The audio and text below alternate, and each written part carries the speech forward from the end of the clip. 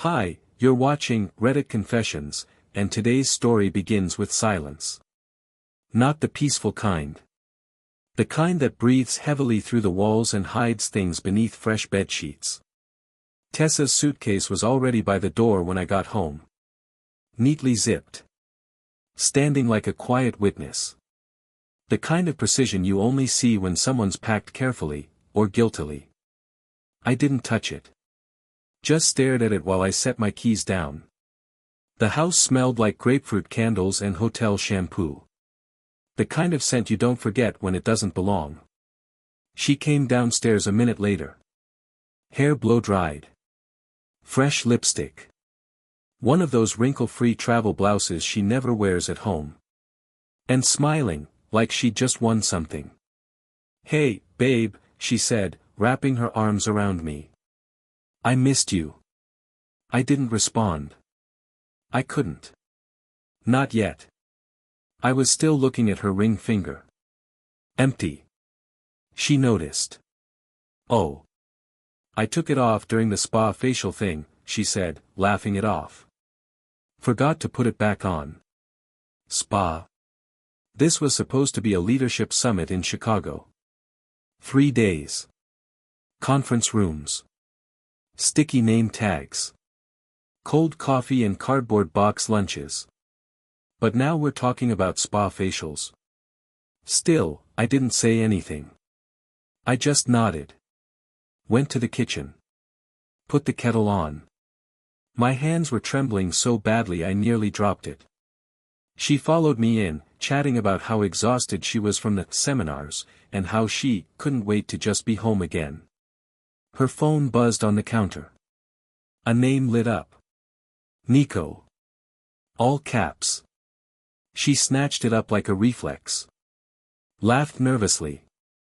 "It's just someone from the retreat. They're texting in a group about the flight delays." Only, her flight wasn't delayed. I'd checked it 3 times. She sipped the tea I made and smiled again. Bigger this time. Wider. That was the moment. That was the precise moment I realized I wasn't married to the woman standing in front of me. She looked like her. Sounded like her. But Tessa, the woman I married, wouldn't have come home with a different tan line around her chest. Wouldn't have forgotten to wear her ring. Wouldn't have used a hotel toothbrush instead of the one still untouched in her travel bag. And she sure as hell wouldn't have left behind a receipt I found tucked inside her passport. 2 glasses of wine. 1 hotel suite. 4 nights in Austin. Austin. Not Chicago. That's when I smiled too. Because the note I left in her suitcase, the one she hadn't found yet, didn't say much. Just 5 words. Check your bank account. Now. That was the moment her joy turned to panic. And it only took seconds. She didn't scream. That's what surprised me most. She just stood there, staring at the tiny white envelope she'd pulled from the side pocket of her suitcase. Inside was a single folded receipt, the kind you get from online banking when you manually request a transfer. Her hand hovered over the paper for a long time before she opened it. I watched her read every line. Her lips moved like she was whispering the numbers to herself, trying to make sense of them. Her face was still, but her chest was rising and falling faster. Her joy, that smug, post-trip glow, vanished like a switch had been flipped. She looked up at me with this half-laugh, half-panic expression and said, "What is this?" I leaned back against the kitchen counter and took a sip of my tea. "That," I said calmly, "is the last transaction I made before you landed. I figured since you spent our anniversary money on a hotel suite with someone named Nico, I'd go ahead and spend our joint savings on something more useful." Her eyes darted, her voice rising. "Wait, what are you talking about? I didn't spend anything. That wasn't even, this is insane, Marshall." There it was again. My name in her mouth like an afterthought. Like I was a background character in her life. I walked over to the table and set down a small black USB stick. "That's your hotel's security footage. Lobby cams. You were hugging him. Room 524. I paid for the footage. It wasn't hard. Nico's last name is Mendez, right? She didn't answer. Her face had turned pale. I could see her knees weaken a bit. Her hand went to the back of a chair for balance. She opened her mouth again, then shut it. Her tongue flicked at the corner of her lips like she was searching for a good enough lie. But for once, there wasn't one. I waited. I didn't yell. I didn't cry. I didn't even blink. I let the weight of it all hang in the air between us. The silence became suffocating. Then I dropped the second bomb. You used your work email to book the flights, I said. And the suite. And the rose delivery to your room. You ordered chocolate-covered strawberries on Wednesday. A bottle of Merlot. I know because I got into your inbox last night. Password was still your maiden name plus the number 7. Real creative, Tess. She took a step forward. Listen. I can explain. It was just, she paused, flailing, it was complicated, okay? No, I said, it wasn't. She looked at me again, this time with something I didn't expect, fear. Real fear. Not guilt. Not shame. Not sadness. Just panic, raw and instinctive. Because she finally realized something. I wasn't yelling. I wasn't begging. I wasn't threatening. I was finished. That money, I said, motioning to the bank transfer receipt, is now in my personal account. The one you never knew about. I started it 3 months ago when you first began acting weird. You know, the late-night showers. The sudden interest in spin class. The fake work calls on weekends. I walked past her slowly, letting my shoulder barely graze hers as I moved toward the door. You didn't just cheat on me, I said, you made me feel small in my own home. Her voice cracked behind me, wait, please, just, where are you going?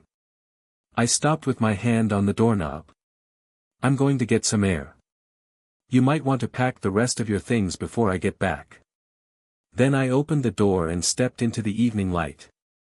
The air outside was cool and honest. Unlike everything that had been brewing behind those walls for months. I didn't slam the door. I didn't look back. But I knew, that was the moment she realized the story she thought she was writing had just been torn up and rewritten. By me. And I wasn't done. By the time I came back, the house was silent again, but not peaceful.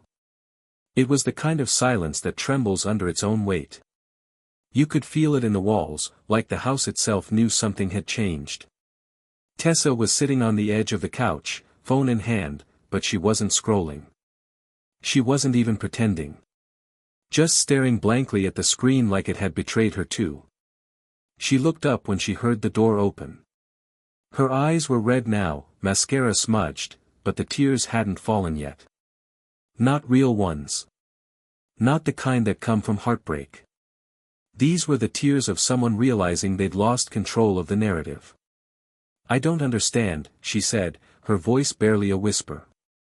You're not like this. She was right. I wasn't. At least, I hadn't been.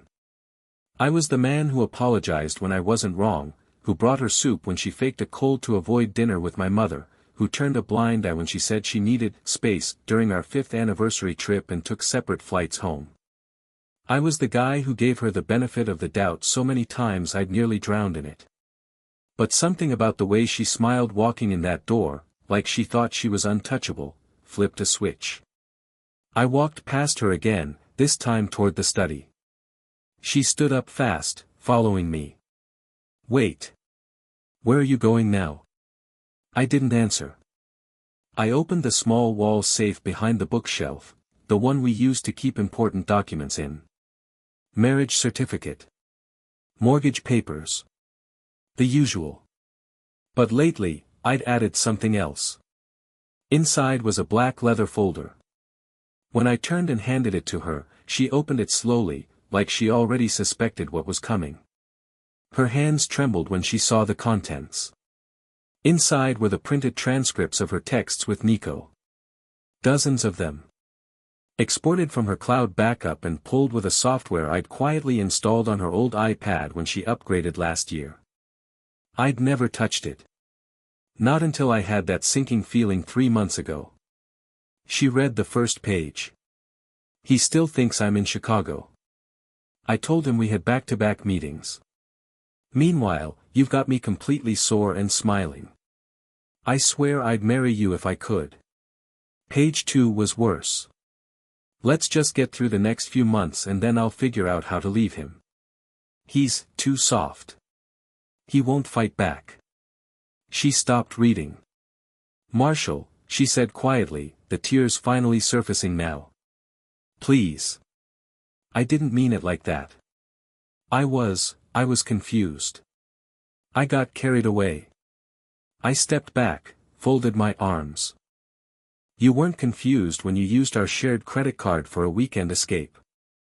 You weren't confused when you sent him photos from our bedroom. You weren't confused when you told him I was too pathetic to notice. Her lips parted, but no sound came out. And then I hit her with the one thing I hadn't revealed yet. The one thing she couldn't explain away. I met him. She blinked, stunned. What? I nodded slowly. Last week. Coffee shop in Denver. You said you were at a yoga retreat. I found his Instagram. Saw the same hotel curtains in the background as your seminar stories. So I messaged him. Told him I was your brother. Her whole body froze. You didn't. I did. And he didn't even hesitate. Told me all about how he was falling for you. How your husband had no idea. How he was proud of how clever you both were. He said, and I quote, she's like a fox in heels. Knows exactly how to play him.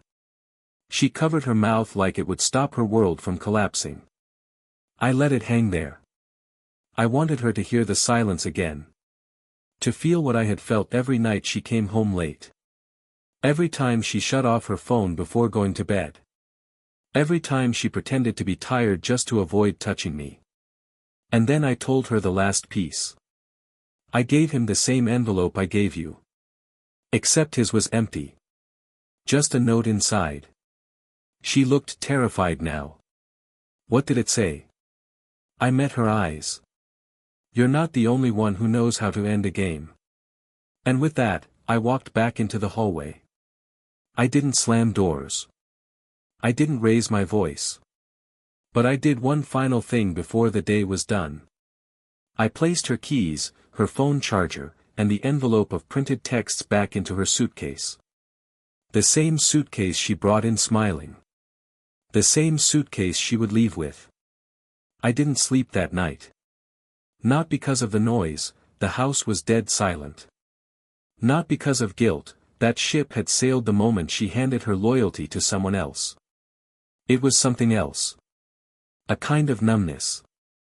Like my body hadn't caught up to the reality that everything I'd built over nearly a decade had just collapsed without a sound.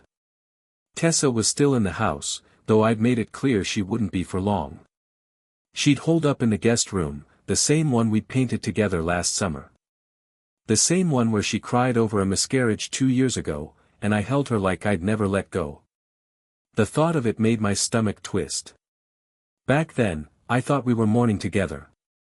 Turns out I was the only one doing the real grieving. Around 6 a.m. I heard movement. Quiet, controlled. The way people move when they're not sure whether they're still welcome. I didn't move. I just sat on the couch, staring at the unplugged TV. She didn't say goodbye. She didn't even leave a note.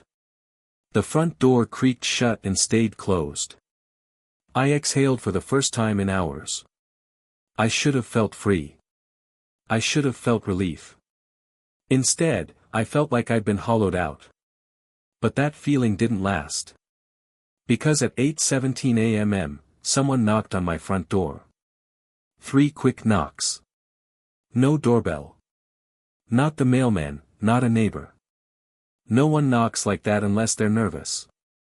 When I opened it, I froze. It was Nico. I didn't know what I expected. A text maybe.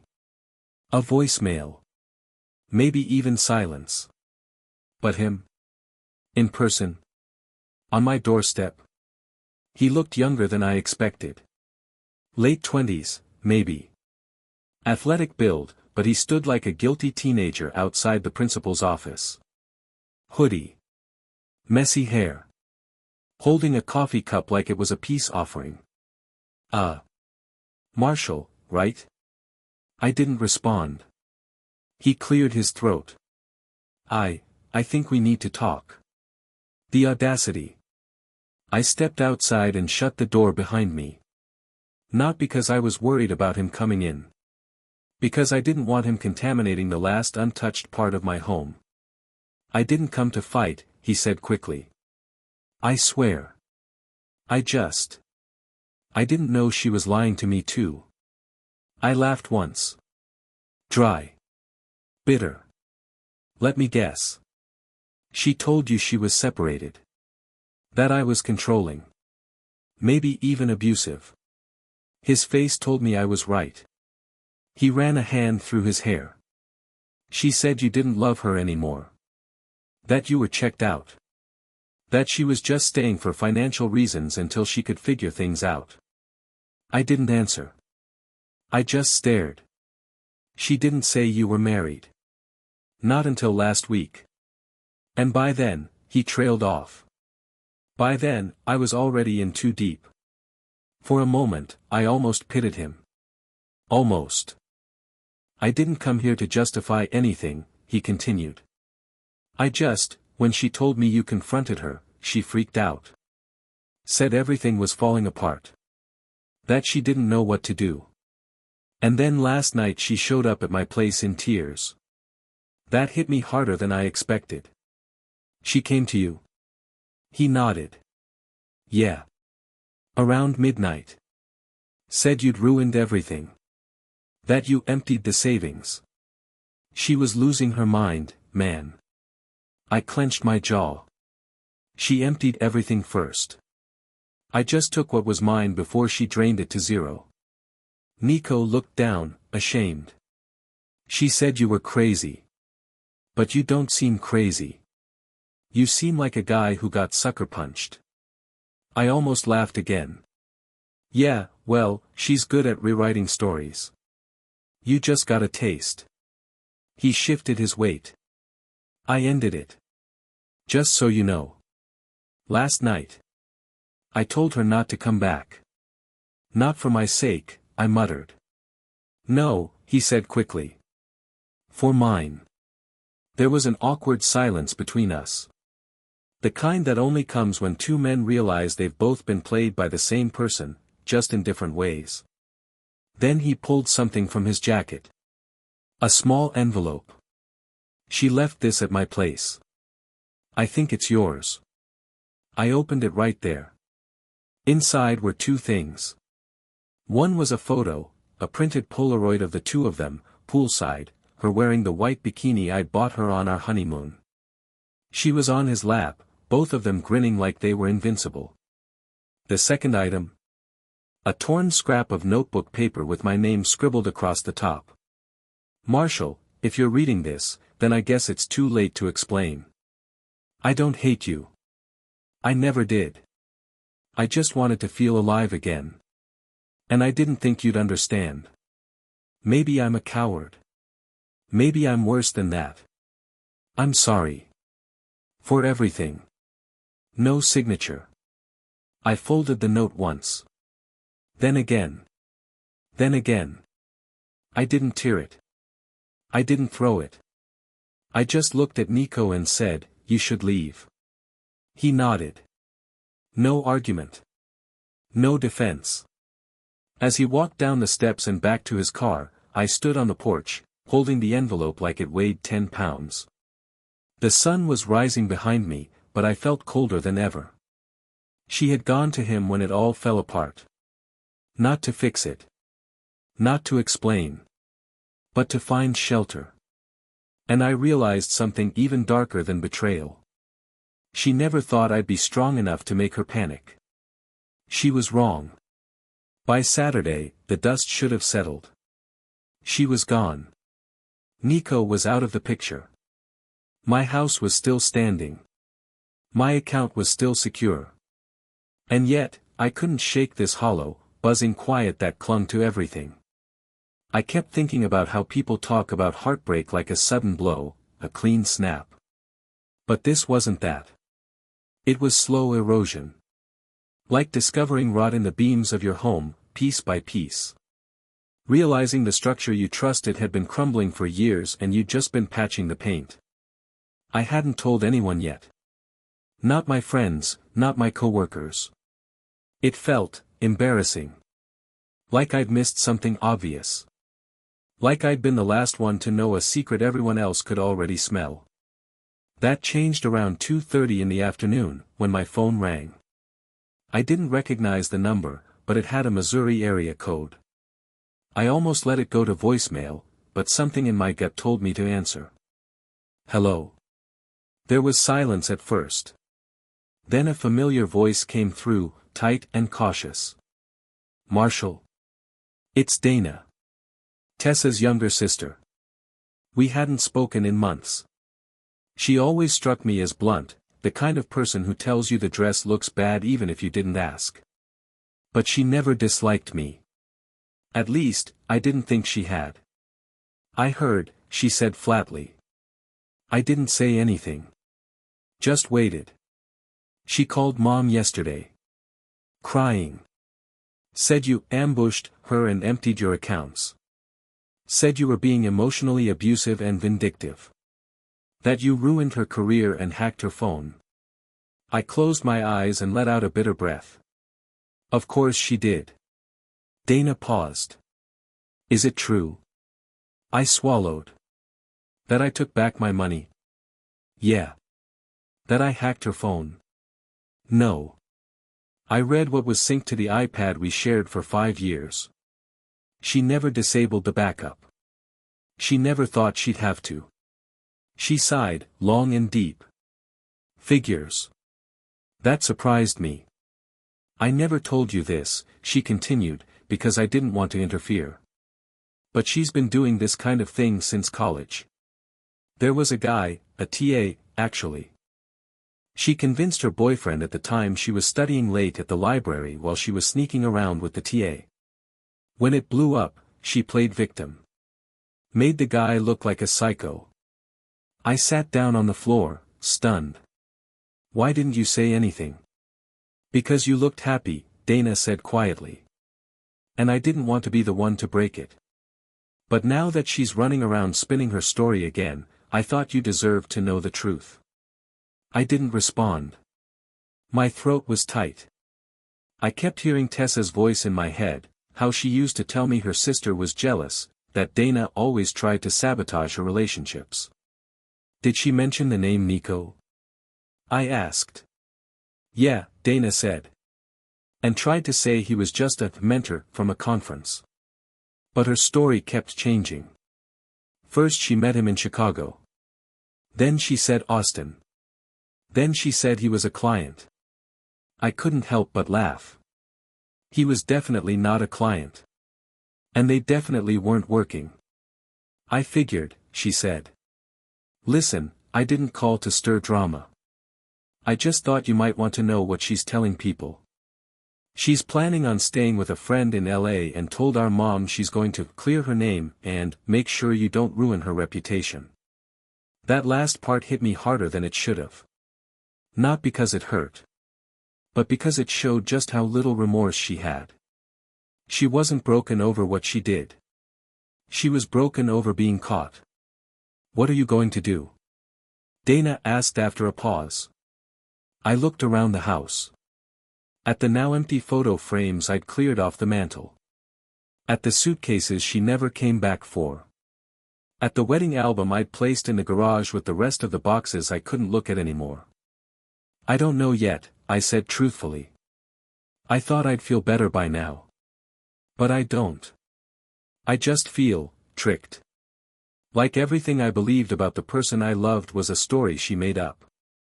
Dana was quiet, then said something I'll never forget. She's good at pretending. But pretending doesn't make you real. I thanked her. We hung up. And I sat in the stillness, finally allowing my body to react. My hands shook.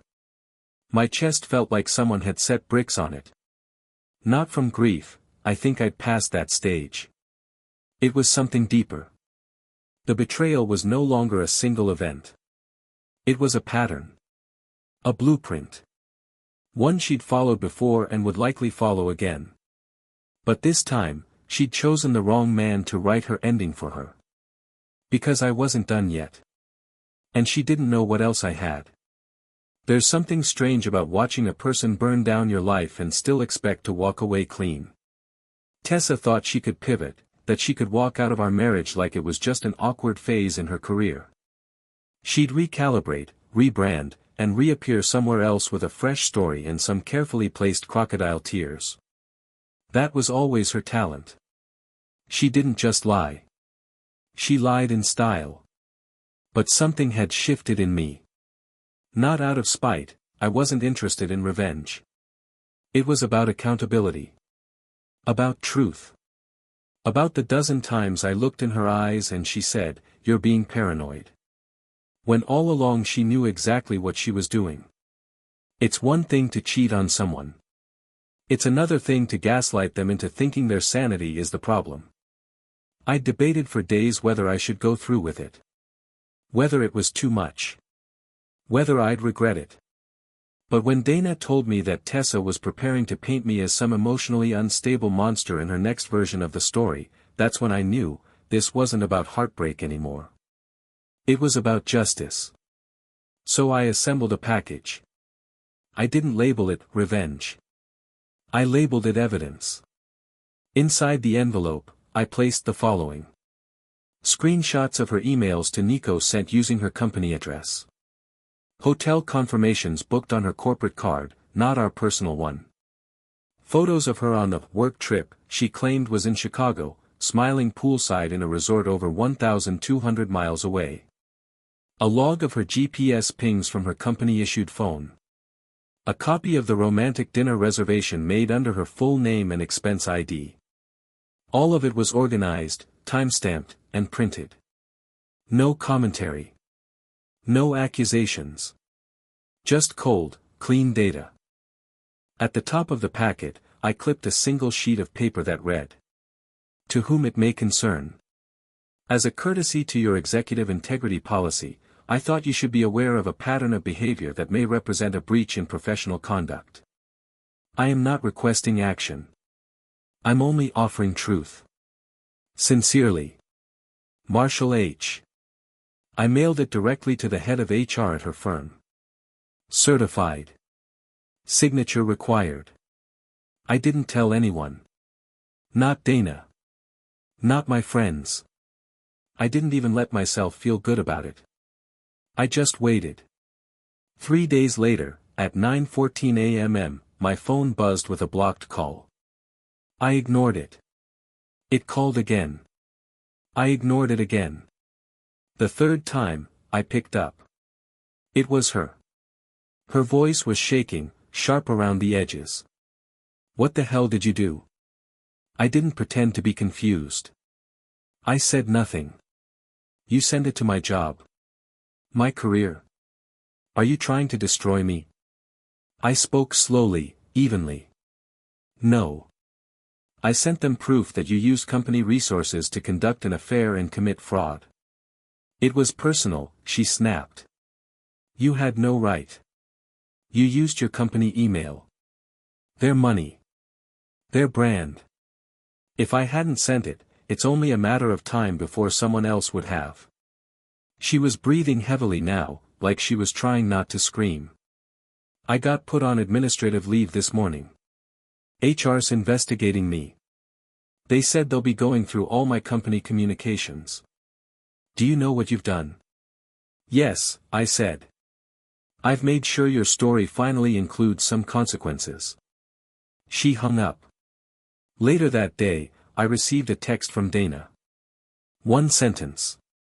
She's freaking out. They froze her expense account.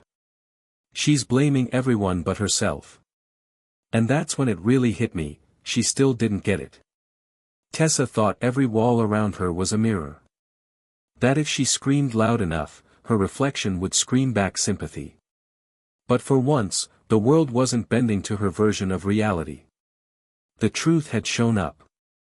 And it had documentation. I didn't feel victorious. I felt clear.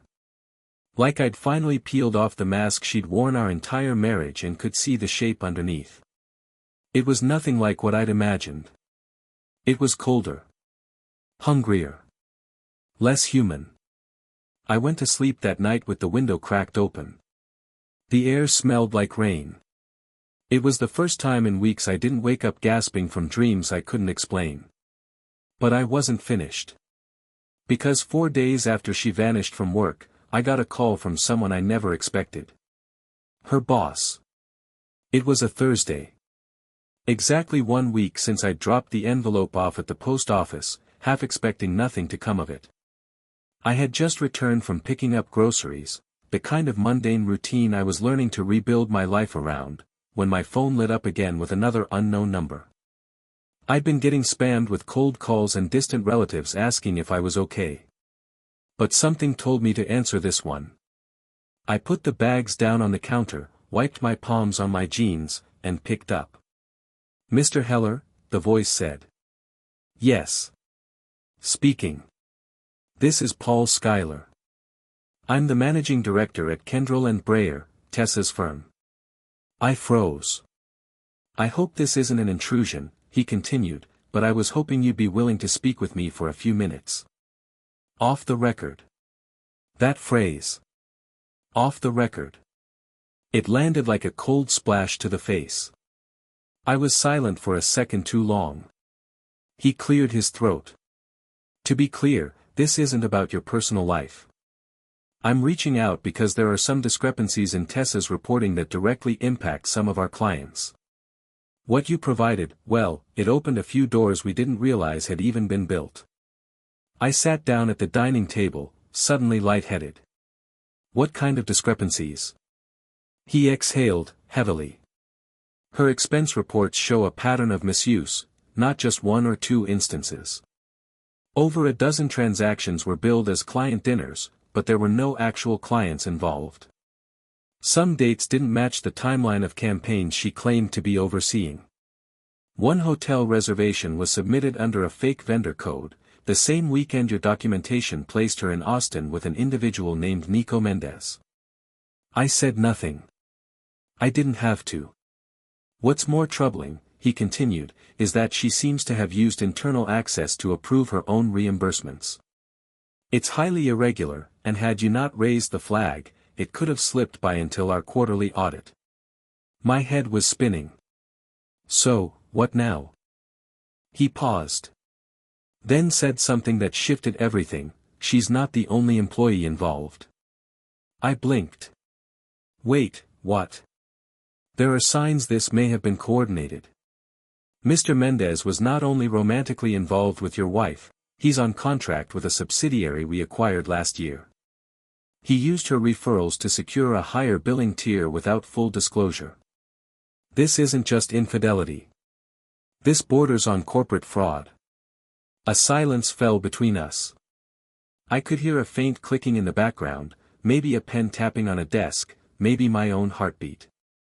"I'm not asking you for more details," Paul said gently, "and I'm sure this has been deeply personal for you. But I wanted to call and say, thank you. For being thorough. For being brave enough to speak up." I almost laughed. Not because it was funny, but because for months, I'd been gaslighted into believing I was overthinking. And now, a corporate director was thanking me for being perceptive. "We've placed her on indefinite suspension," he added. "There will likely be legal proceedings, but for now, I thought you should know, your truth mattered." After the call ended, I sat in my kitchen for a long time, staring at the wall. I wasn't angry. I wasn't even sad. I was just stunned. All this time, I thought I was the only one she betrayed. The only one left stumbling through the wreckage she left behind. But it wasn't just a marriage she manipulated, it was her career, her company, her entire professional persona. And she did it all so flawlessly that no one saw it until I blew it wide open. And still, part of me hated that I had to be the one to do it. Because I didn't want to be a whistleblower. I wanted to be a husband. I wanted to grow old with the woman I used to believe in. I wanted to fix what was broken before I realized it had been hollow all along. But it was too late for wanting.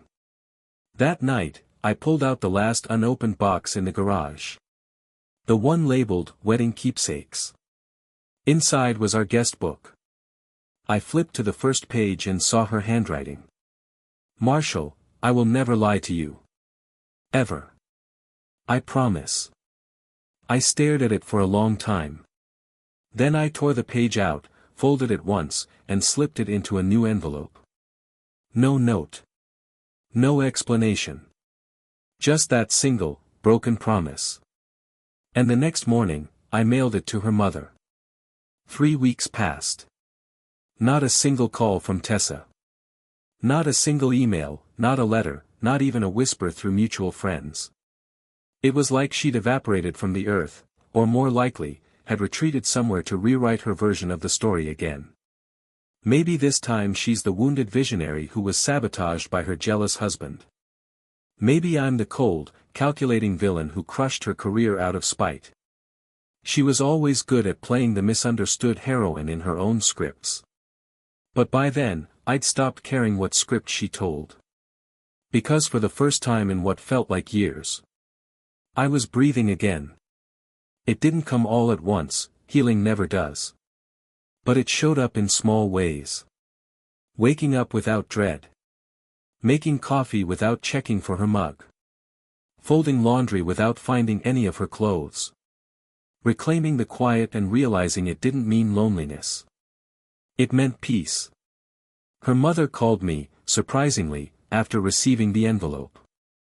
She didn't yell. She didn't defend her daughter. She just said, I had no idea, and hung up. Dana and I stayed in touch. We never spoke about Tessa directly again, and I appreciated that. One night, she sent me a playlist titled, For When You're Not Angry Anymore. I listened to it while reorganizing the bookshelf and realized, I wasn't angry anymore. Not sad. Not vengeful. Just, released. Tessa's company let her go quietly. There was no lawsuit, no press. Just a professional closure. She had burned the bridge, and the firm made sure it couldn't be rebuilt. And Nico? Well, he disappeared from the narrative altogether. Last I heard, he moved states. Maybe trying to escape the shadow of someone else's disaster. I stayed. In the same house. The same neighborhood. The same life, but no longer the same man. I started writing again, something I hadn't done in years. I went back to therapy. Took weekend trips to nowhere. Let silence become music instead of punishment. My home started feeling like mine. My heart started beating without dragging shame behind every thump. And one morning, while sipping coffee by the window, Winston, my golden retriever, climbed up next to me, rested his head on my lap, and I realized something. I didn't lose everything. I just lost what wasn't real. The rest? The real stuff? I still had it. And I'd never let anyone make me doubt it again. Thanks for listening to my story here on Reddit Confessions. If you've ever been through something that made you question your own reality, your own worth, you're not alone. And sometimes, the most painful endings are just very well-disguised beginnings. Now I want to hear from you. Have you ever discovered a shocking truth that forced you to see someone differently? Or maybe you trusted your instincts and were proven right? Drop your thoughts or stories in the comments, I'll be reading them all. And don't forget to like, subscribe, and share this post if it meant something to you. Until next time. Stay honest. Stay healing. Stay strong.